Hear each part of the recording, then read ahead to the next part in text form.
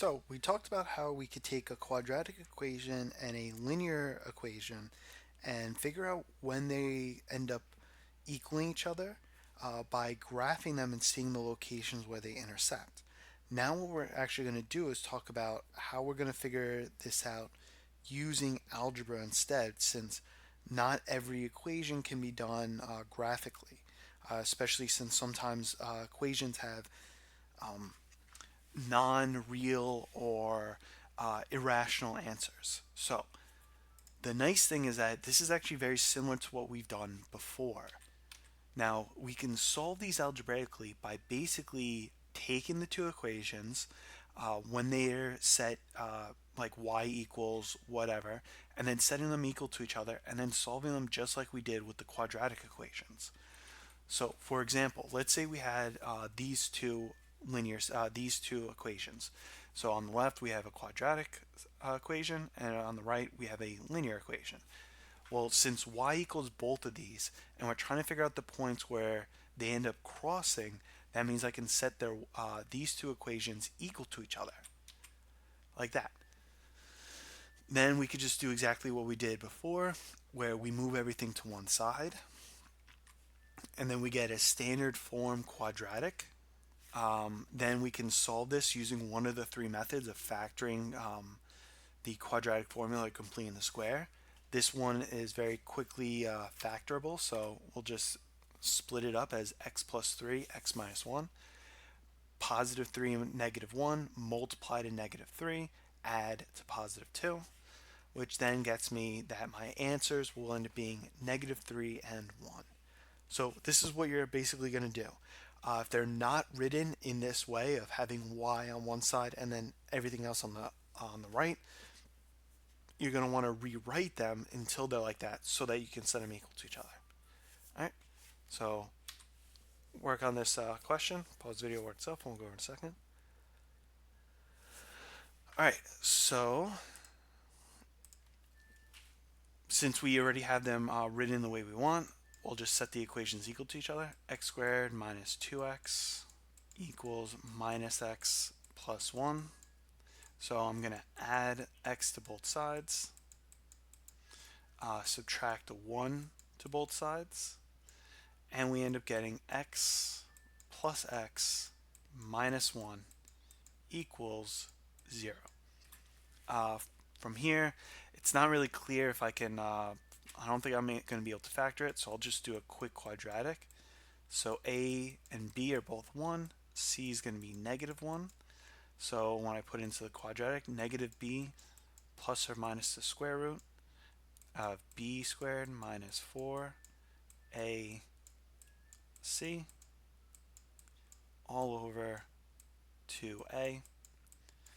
So this ends up becoming negative 1/2 plus or minus the square root. 1 squared minus 4 times 1 times negative 1, this just becomes 5 over 2. So my solutions will end up being negative 1/2 minus rad 5 over 2 and negative 1/2 plus rad 5 over 2. So this answers my question of what are the solutions, and there's going to end up being two irrational solutions. All right, here's the next video. Next question, pause the video, work itself, we'll go over a second. All right, so once again, I don't really have these set up the right way, so I'm going to do that first. I'm going to rewrite this by adding the x to the other side. So I get y equals x plus 3. Over here, I'm going to subtract the x to the other side to get y equals minus x squared plus 6x minus 1. Set these equal to each other.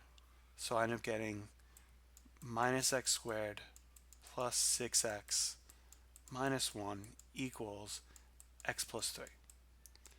I'm going to move everything on this side over. It doesn't really matter.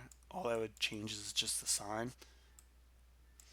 And I'll end up with x squared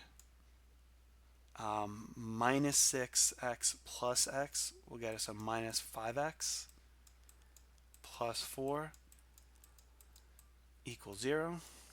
This one I can actually very easily factor. Two numbers that multiply to positive 4 and add to negative 5 will be negative 4 and negative 1. So my equation is going to be, or my factors are going to be x minus 1, x minus 4.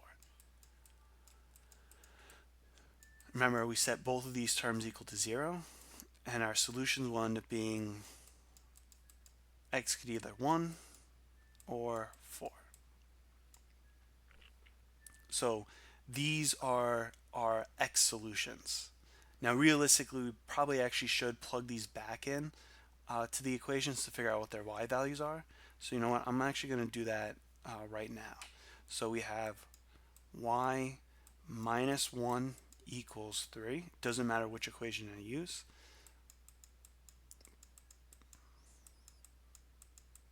So y equals 4. So 1 comma 4. And then we do the other one, y minus 4 equals 3. Add 4 to both sides. And I get y equals 7. So the 2 points that are actually going to be the same will be this, 1 comma 4 and 4 comma 7. Again, if I plug this in, I should end up seeing that it's the same for both of these.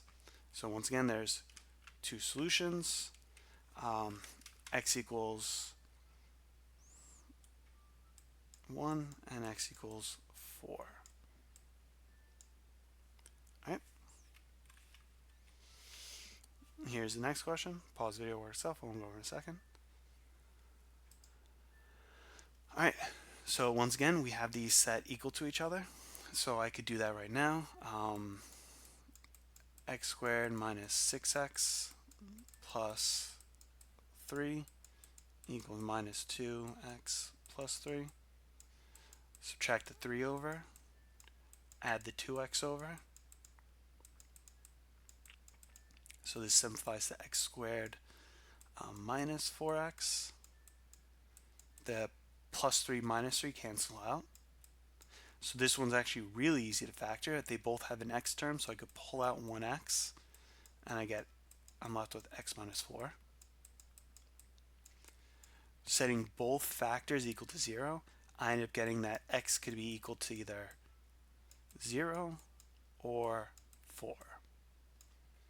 Again, probably want to plug these back in. So if I go with the linear equation, I plug in 0 for the first one. Then my y coordinate will end up being 3. If I plug in 4, I'll end up getting negative 5. So my points that will end up being the same will end up being 0, comma 3